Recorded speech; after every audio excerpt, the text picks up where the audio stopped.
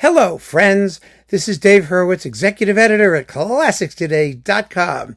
We've been spending some time with the film music of Howard Shore because of the Paris concerts, that twofer that came out on Deutsche Grammophon with a bunch of his film suites. And that inspired me to go back and listen to some of his work more extensively.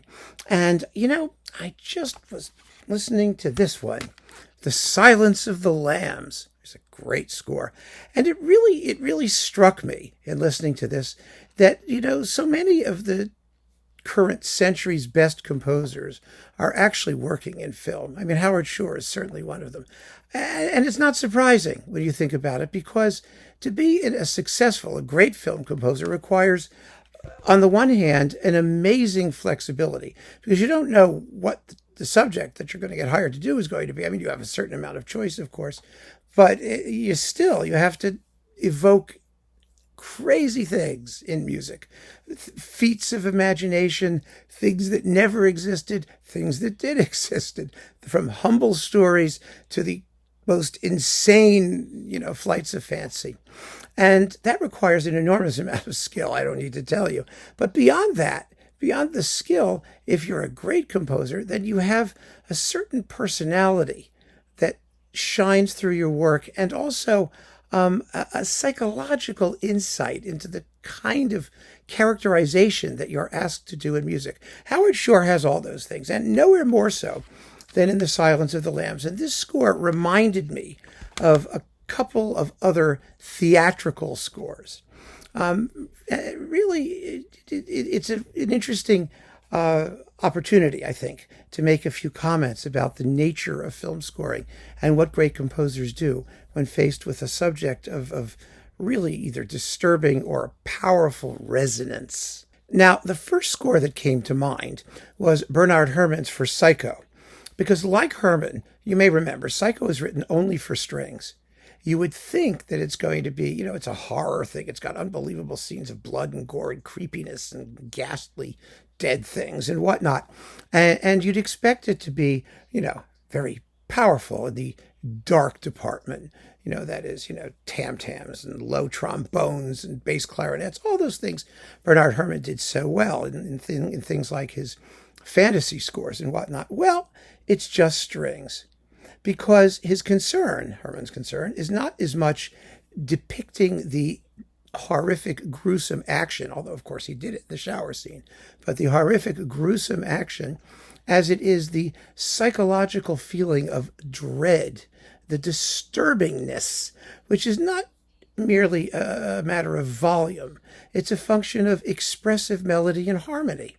And that's exactly what Shore does here, because the lead character in his score, never mind the movie, is not Hannibal Lecter.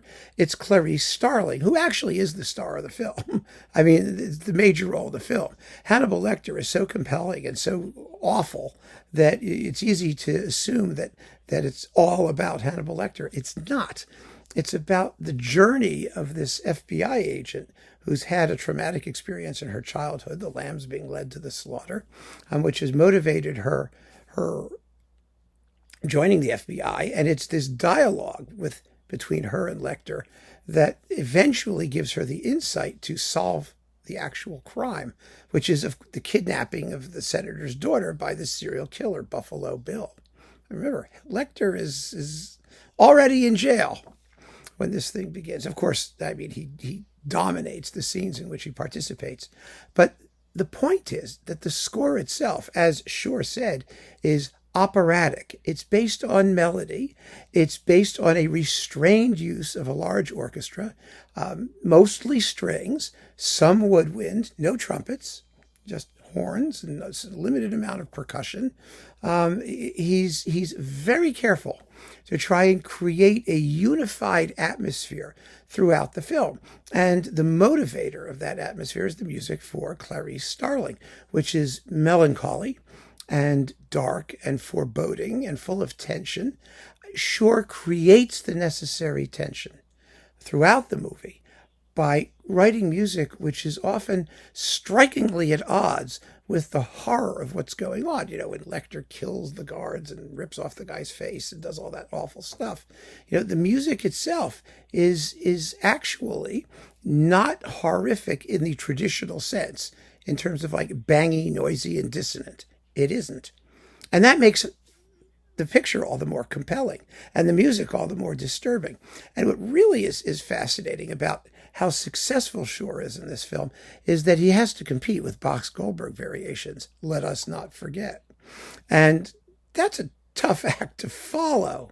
You know, there's something so grotesque about this monster, Hannibal Lecter, you know, sitting there wafting his fingers along to Glenn Gould playing Bach's Goldberg variations.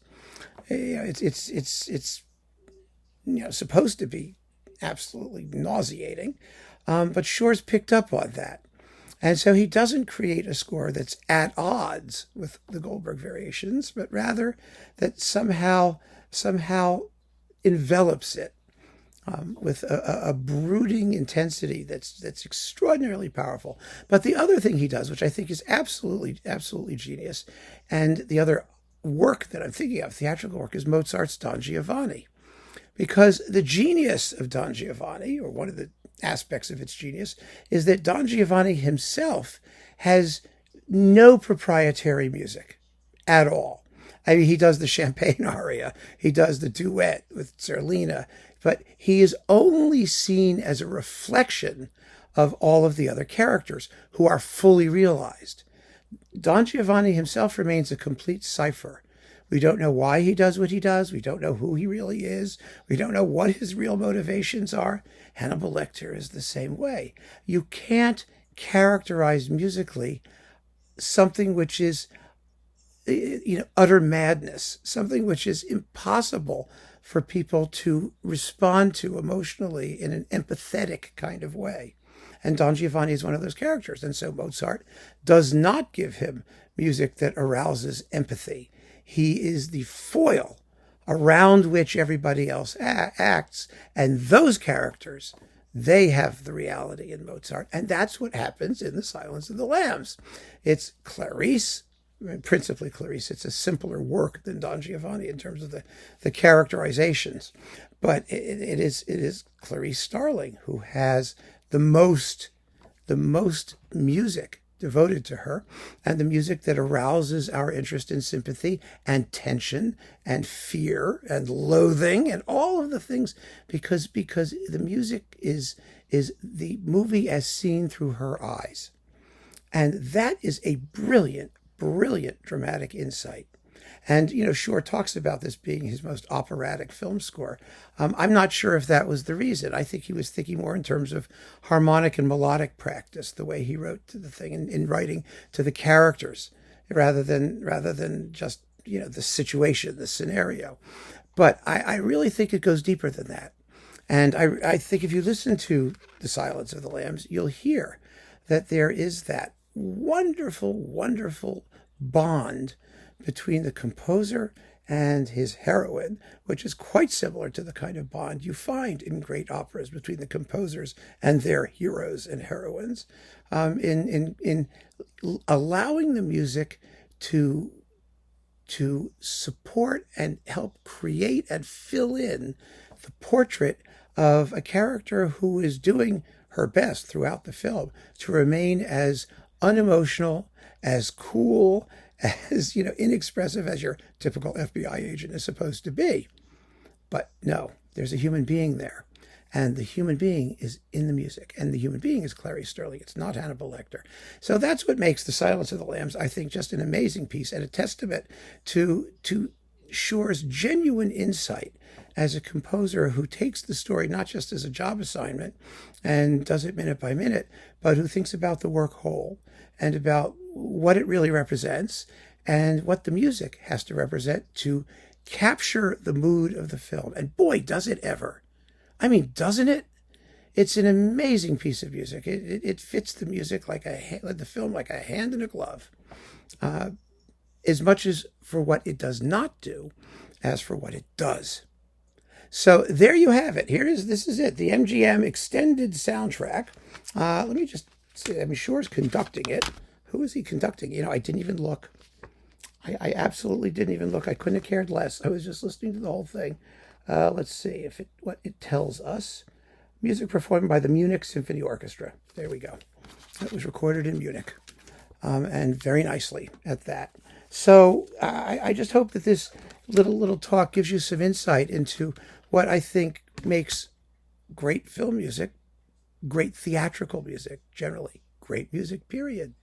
Keep on listening, friends. Thanks so much for joining me. Take care.